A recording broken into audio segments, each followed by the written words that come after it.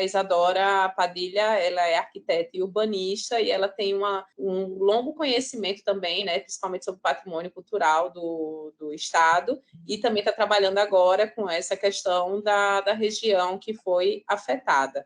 Para essa pesquisa, Isadora, em específico, a gente está analisando, né, a questão do bairro, né, do Pinheiro e todo esse processo, mas a gente está pensando principalmente no impacto ocasionado após esse desastre, tá? Então, o objetivo dessa pesquisa agora, que a gente vai começar a fazer algumas perguntas, visando garantir a sustentabilidade econômica, social e ambiental para a comunidade de Maceió após o incidente. Dado que o incidente ele já ocasionou, já aconteceu, né? A gente queria saber como é que você visualiza mesmo, qual é o objetivo principal, né, que deve ser realizado após esse incidente, né? O que deveria ser feito em termos de ações, em termos de meta principal a ser alcançada. Nossa, essa é uma pergunta muito ampla. Vocês estão perguntando isso ser feito por quem? Por todo, pela Braskem, pelos órgãos públicos, né, na perspectiva dos stakeholders, das partes envolvidas.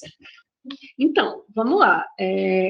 A empresa precisa ressarcir de maneira adequada todos os danos que ela causou, sejam os danos individuais, sejam danos às pessoas, sejam os danos ao patrimônio público, os danos do que a gente chama de direito difuso, né, que são os danos ambientais, os danos urbanísticos, ao poder público, tanto municipal como estadual, na verdade, municipais, né? Porque nós costumamos esquecer que Maceió é quem mais sofreu, sem sombra de dúvidas, mas que outros municípios também sofreram, porque, afinal de contas, Rio Largo não conta mais. Satuba e Rio Largo, por exemplo, não contam mais com a linha de trem direta para Maceió em relação ao fluxo que existia antigamente, antes da linha férrea ser interrompida em 2 percursos como existem hoje.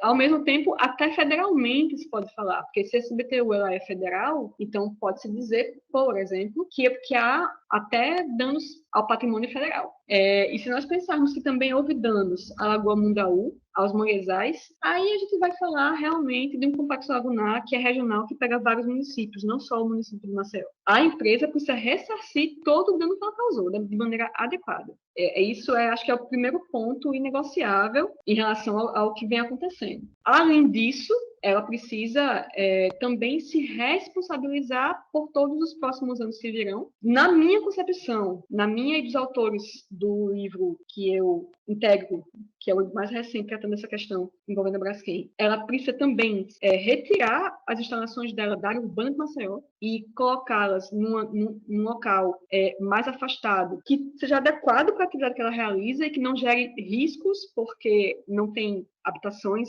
não tem adensamento urbano em volta das instalações industriais. Então, também é algo que, para mim, ela precisa fazer. E precisa fazer nos próximos anos, assim, não é um dia, quando ninguém sabe, não. É fazer o quanto antes, com um plano ser apresentado de em quanto tempo ela consegue fazer esse deslocamento das instalações dela de Maceió para outro lugar que seja mais seguro. Então, assim, acho que isso resume o que a empresa precisa fazer, né? Eu não vou falar em termos de propaganda, porque eu sei que isso é pedir muito, que ela estabeleça uma propaganda mais transparente em relação ao que, de fato, ela faz. Eu sei que isso é pedir muito, né?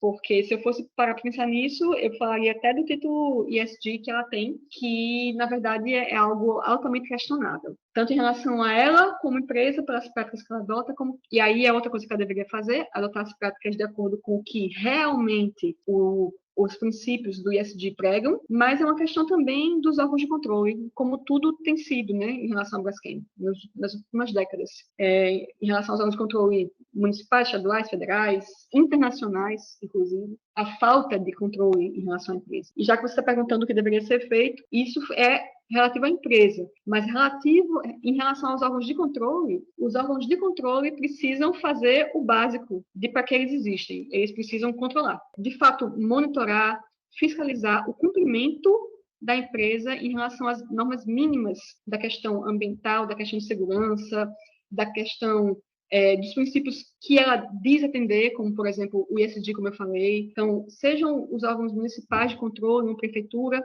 e os seus órgãos ambientais, sejam os órgãos estaduais de controle, como os ambientais, como o IMA, que são responsáveis por isso, seja um órgão federal, como uma agência de mineração, como o CPRM da vida, o Ciência Geológica, como o Ministério do Meio Ambiente, sejam os órgãos do Judiciário. Né?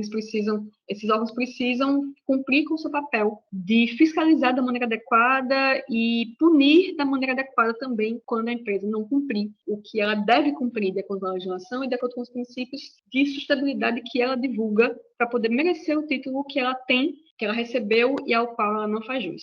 Então, isso fica para os órgãos de controle. E aí, eu acho que já resumi o poder público de um modo geral aí, porque o poder público precisa também cumprir a sua função, que é de defender o público, né? Defender não, na verdade, de zelar pelo público, né? Então, o poder público precisa por sua função de zelar pelo que é público, de zelar pela cidade, de zelar pelo Estado, de zelar pela população, de um modo geral, de zelar pelo que há aí de importância para o país, de importância federal também, pelo patrimônio, enfim, pelo território. Né? Então, cabe ao poder público zelar, é para isso que ele existe. Né? E o judiciário precisa cumprir sua função de defender a população, que não é o que vem acontecendo. Né? Não é o que está acontecendo em relação ao Ministério Público, em relação às defensorias várias.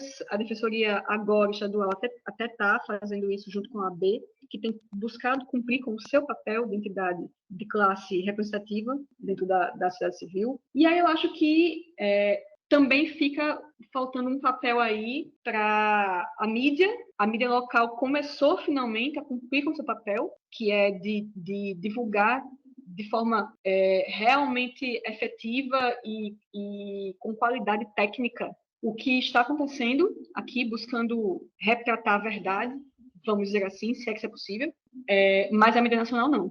Então, fica também aí para a mídia nacional, para a mídia internacional, vamos dizer, o reportar disso da maneira adequada, já que estamos falando do maior crime socioambiental em área urbana hoje no mundo. Então, não é possível que isso não seja algo que seja de interesse da mídia divulgar para as pessoas saberem, divulgar como informação. Ao mesmo tempo, também as instituições de ensino entram nesse bolo. Né? Nós estamos aí, daqui a pouquinho vão fazer 5 anos de crime conhecido, porque, na verdade, para isso ter acontecido, foram décadas do crime acontecendo na surdina. Mas, de crime conhecido, nós temos aí 5 anos já. Nesse meio tempo, a produção de dados tem sido muito pequena. Os materiais hoje, que são os materiais mais importantes e mais elucidativos no que diz respeito a essa questão, não foram produzidos pelas instituições de ensino locais ou nacionais, de modo geral. Né? Se a gente for olhar o documentário do Carlos Ponzato, o livro que nós lançamos ano passado, o artigo que uma jornalista, Jéssica, da Olhos Jornalismo, fez para instituições da imprensa nacional, como a Pública, que quase gerou uma pauta, inclusive, num programa de grande repercussão da Rede Globo, sobre os danos à educação. O site História do Subsolo, que é o melhor site que concentra hoje as informações sobre o que vem acontecendo, porque concentra tudo de maneira muito didática num só lugar, que é o que a gente fala há anos que deveria ter sido feito, ou pelo poder público, ou pelo judiciário, ou pela imprensa, ou pelas instituições de ensino, e nunca ninguém fez. Finalmente esse pessoal fez. E agora o nosso próprio projeto, que vai ser lançado essa semana, que é o Site de Afeto, que concentra num lugar só também, de maneira muito didática, para quem quiser acessar depoimentos de moradores, que também é um projeto que deveria ter começado há muito tempo, né? Assim, você reunir esses depoimentos, reunir essas memórias em algum lugar. Assim. Então, esses materiais são materiais muito explicativos, muito didáticos, muito associativos, nenhum deles vem da academia, né? Então, a produção de dados também é uma coisa que deixa muito a desejar. Vocês devem estar passando por isso, porque dentro da busca de dados sem encontrar, porque esses dados não foram produzidos. Em 5 anos, esses dados não foram produzidos, né? As poucas pesquisas que conseguiram fazer alguma coisa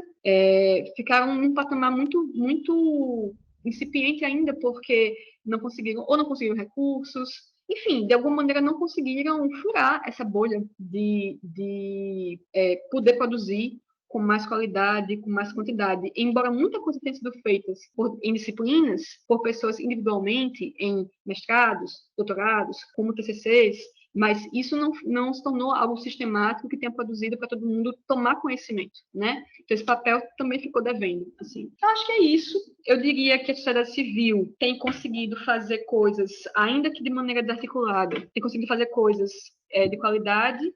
Não dá para a gente colocar essa carga de produzir coisas ou de fazer coisas em relação à questão para as pessoas que são vítimas.